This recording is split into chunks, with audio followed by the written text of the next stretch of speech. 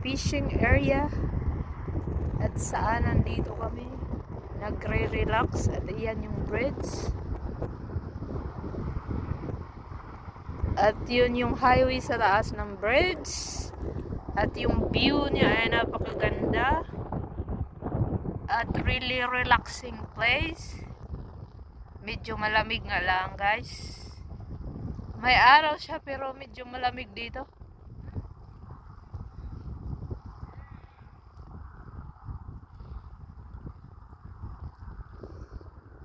So maraming tao pumunta dito.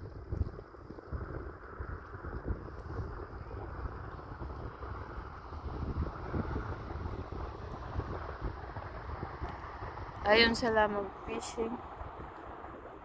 Oh guys! Ang ganda dito guys!